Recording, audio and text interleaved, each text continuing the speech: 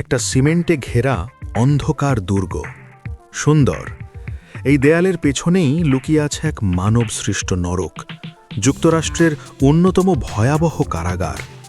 ভেনেজুয়েলার রাষ্ট্রপতি Nicolas Maduro আজ এখানেই বন্দী। মিরা ফ্লোরেস প্রাসাদ ছেড়ে এখন তার নতুন ঠিকানা এই নরকতুল্য কারাগার। মার্কিন প্রশাসন সন্ত্রাসবাদ আর মাদক পাচারের অভিযোগে মাদুরোকে জোরপূর্বক গ্রেপ্তার করেছে। হ্যাঁ, ট্রাম্প প্রশাসন যে ভূ রাজনৈতিক খেলা খেলছে তার শিকার হয়েছেন মাদুরো। বিচার চলাকালীন তাকে রাখা হয়েছে নিউ ইয়র্কের কুখ্যাত এই এমডিসি কারাগারে, যেখানে মানবাধিকার বলতে কিছুই নেই। কংক্রিটের দেয়াল ঘেরা এই কারাগারটা সমাজের সবচাইতে ভয়ঙ্কর অপরাধীদের জন্য নির্মিত এক দুর্গ। ভেতরে স্যাঁতস্যাঁতে অন্ধকার প্রকোষ্ঠ, খাঁচার মতো ছোট ছোট ব্যায়ামাগার, আর বন্দীদের মধ্যে নিয়মিত ধারালো অস্ত্র নিয়ে রক্তক্ষয়ী সংঘর্ষ চলতে থাকে প্রতিনিয়ত এই কারাগারে। টাইমস এসব কারণেই এই কারাগার বহুদিন ধরেই পৃথিবীর নরক নামে কুখ্যাত। কারাগারে পৌঁছে মাদুরোকে থাকতে হচ্ছে একদম সাধারণ কয়েদির মতো। বিশেষ কোনো সুবিধা নেই। তাকে মাত্র 5 সেন্টিমিটার পুরু একটা ফোমের পাতলা গদি, ময়লা বাদামি রঙের চাদর আর কয়েদিদের সাধারণ পোশাক দেয়া হয়। ভেনেজুয়েলার সাবেক রাষ্ট্রপতি হয়েও এখানে এখন তার পরিচয় শুধুই একটা কয়েদি নম্বর। তাকে দেখা হচ্ছে একটা সাধারণ অপরাধীর চোখে। যদিও হাই প্রোফাইল বন্দী হওয়ায় মাদুরো কারাগারের 10ম তলায় বিশেষ নিরাপত্তা বিভাগ, স্পেশাল হাউজিং ইউনিটে বন্দী, কিন্তু এই সুরক্ষিত বিভাগই সবচেয়ে বেশি বিপজ্জনক। সেখানে মাদুরো সম্পূর্ণ একাকী ইস্পাত দরজার পেছনে বন্দী। দিন হোক বা রাত, তার সেলে 24 ঘণ্টাই তীব্র আলো জ্বলে, যা ঘুম আর মানসিক শান্তি নষ্ট করে দেওয়ার জন্য যথেষ্ট। 10ম তলার SHU অংশটা যেন ঠান্ডা লোহার যান্ত্রিক দুনিয়া। এখানে খোলা আকাশের নিচে হাঁটার সুযোগ নেই, করিডোর ও চারদিকে মোটা তারের জালে ঘেরা। বন্দীরা প্রতিদিন 23 ঘণ্টা সেলে থাকে, মাত্র 1 ঘণ্টা একাকী বেরোতে পারে সামান্য হাঁটা চলার জন্য।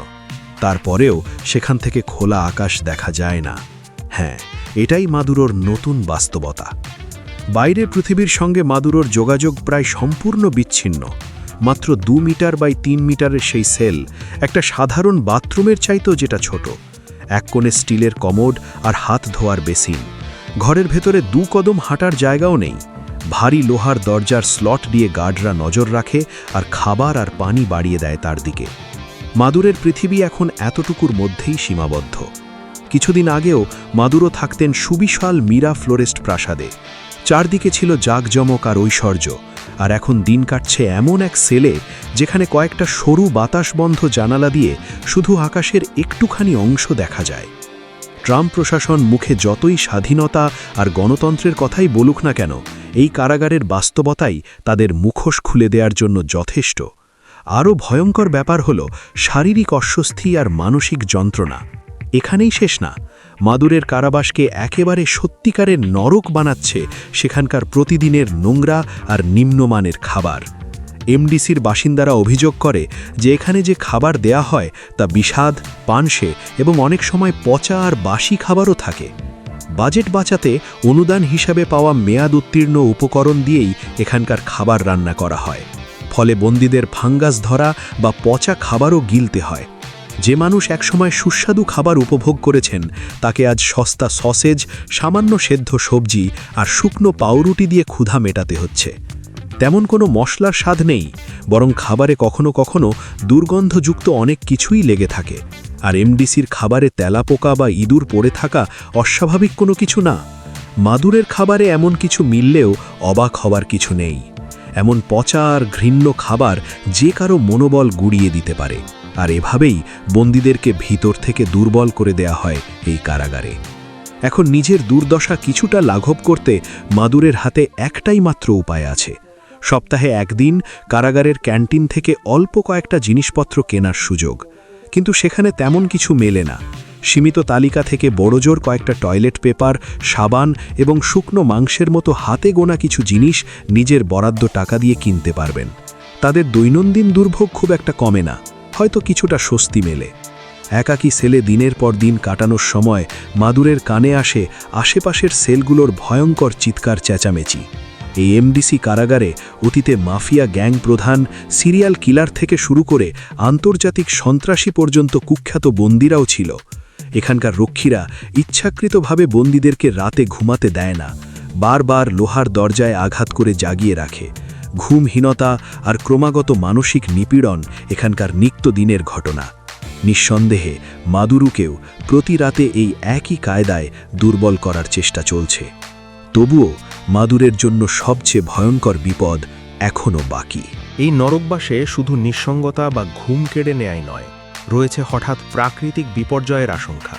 নিউ ইয়র্কের হাড় কাঁপানো শীতে যদি এমডিসির বিদ্যুৎ একবার চলে যায়, তাহলে এই পাথরের দালানটা একেবারে বরফ ঘরে পরিণত হয়। 2019 সালে একবার এমডিসিতে বিদ্যুৎ বিভ্রাট হয়ে হিটিং সিস্টেম বন্ধ হয়ে গিয়েছিল। মুহূর্তেই ভেতরের তাপমাত্রা শূন্যের নিচে নেমে যায়, পানি সরবরাহ বন্ধ হয়ে যায়, টয়লেটের নোংরা পানি উপচে সেলগুলোতে পড়তে থাকে। বন্দীরা ছোট জানালা আর দরজায় আঘাত করে ঠান্ডায় মরার হাত থেকে বাঁচার জন্য চিৎকার পর্যন্ত করেছিল। এই অবস্থা সেখানে টানা 7 দিন পর্যন্ত চলেছিল। ওই ঘটনার পর বোঝা গেছে কারাগারের জরাজীর্ণ ব্যবস্থায় যে কোনো সময় এমনটা আবার ঘটতে পারে। তাই মাদুরোর প্রতিটা রাত কাটে আতঙ্কে। যদি হঠাৎ বিদ্যুৎ চলে যায়, তাহলে এই হিম শীতল ঘরে তিনি কিভাবে বাঁচবেন? গ্রেফতারের পর ক্যামেরার সামনে মাদুরো যতই নির্ভীক থাকার ভান করুন না কেন, এই নিষ্ঠুর বাস্তবতার মধ্যে তিনি নিশ্চয়ই ভেতরে ভেতরে আতঙ্কিত। কারণ এই কারাগারের ভেতরে মানুষের প্রতি হিংস্রতার কোনো সীমা নেই। উদাহরণ হিসেবে 2020 সালে 4 বন্দী মিলে এক কারারক্ষীকে ফাঁদে ফেলে হামলা করেছিল। শাস্তিস্বরূপ তাদেরকে এই SHU ইউনিটে স্থানান্তর করা হয়। ঠিক মাদুরোর আশপাশের সেলগুলোতেই এখন রয়েছে সেই রকম রক্তপিপাসু কয়েদিরা। এই অবস্থায় 2025 সালে 4 জন বিচারক 65 বছরের বেশি বয়সী আসামিদেরকে এই এমডিসিতে পাঠাতে অস্বীকৃতি জানান। তাদের মতে এই কারাগারের পরিবেশ সম্পূর্ণ অমানবিক।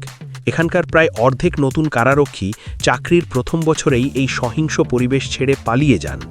মাদুরোর আসার পর নিরাপত্তা আরও জোরদার করতে হয়েছে। নিকোলাস মাদুরো আর তার স্ত্রী সিলিয়া ফ্লোরেস কতদিন এই নরককুণ্ডে বন্দী থাকবেন বা শেষ পর্যন্ত তাদের ভাগ্যে কি ঘটবে কেউ জানে না। তবে একটা ব্যাপার স্পষ্ট, মাদুরো ভেনেজুয়েলার নির্বাচিত রাষ্ট্রপতি ছিলেন, দেশের মানুষের সেবায় নিজেকে নিয়োজিত রেখেছিলেন এবং দরিদ্রদের পক্ষে দাঁড়িয়ে সাম্রাজ্যবাদী শক্তির বিরুদ্ধে সোচ্চারও ছিলেন। আর আজ ট্রাম্প প্রশাসনের প্রতিরোধের শিকার হয়ে তাকে এই অমানবিক নির্যাতন সহ্য করতে হচ্ছে।